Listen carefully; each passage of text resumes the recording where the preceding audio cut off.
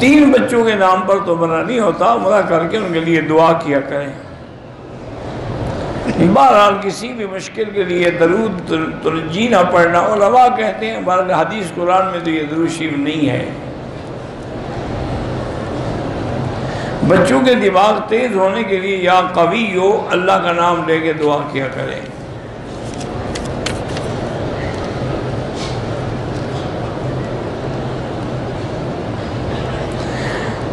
خاتون عمرے کے لیے آئی ہے، لیکوریا کی تکلیف ہے، تو ہر دفعہ شلوار تبدیل کرنے کی کوئی ضرورت نہیں ہے۔ وہ پیمپر رکھ لے یا ٹیشو رکھ لے، کچھ رکھ لے، کوئی ضرورت نہیں کہ ہر دفعہ ہر نماز میں وہ شلوار بدلتی رہے۔ لقمان حکیم کون تھے؟ میرے رشتہ دار نہیں تھے، تو مجھے کیا پتا وہ کون تھے؟ جب قرآن میں یہی نام ہے لقمان، تو بس ہم بھی یہی جانتے ہیں۔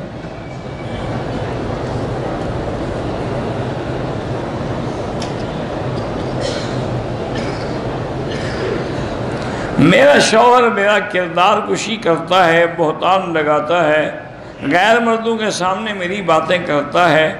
دین کی روشنی میں طلاق لے سکتی ہوں؟ بالکل لے سکتی ہوں، لیکن بہتر یہی ہے کہ 2 رکعت نماز نفل پڑھو اور 1 تسبیح یا لطیف و یا ودود پڑھ کے دعا کرو، اللہ اس کو ہدایت دے۔ کیونکہ میری بیٹی یہ نکاح کرنا، طلاق لینا پھر بڑے مشکل مسائل ہیں۔ پھر عورت مطلقہ ہو جائے تو اس سے کوئی شادی کرنے کے لیے بھی تیار نہیں ہوتا، چاہے اس کا قصور نہ ہوگا، لازماً قصور اسی کا ہوگا، طلاق ہوئی ہے۔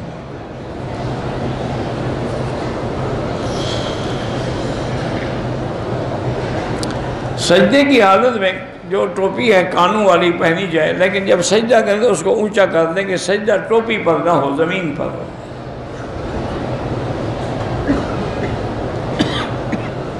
زنا کا خوف ہے تو جلد از جلد نکاح ہو جائے۔ بہرحال اللہ سے دعا بھی کریں اور 3 دفعہ سورۃ الرحمن بھی پڑھ کے دعا کریں گے، یا اللہ مجھے اپنے نفس پہ خوف ہے تو مجھے صحیح حلال رشتہ نصیب فرما دے، تو انشاءاللہ ہو جائے گا۔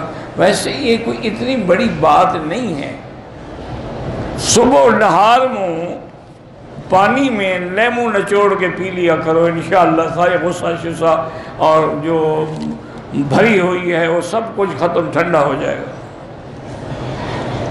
اور شیشم کا پانی نکال کے اگر 3 دن پی لو تو انشاءاللہ ہمیشہ کے لیے نامرد ہو جاؤ گے، پھر نہ بیوی کی ضرورت ہوگی، نہ شادی کی، نہ نکاح کی، جان چھوٹ جائے گی، کم خرچ والا نشین۔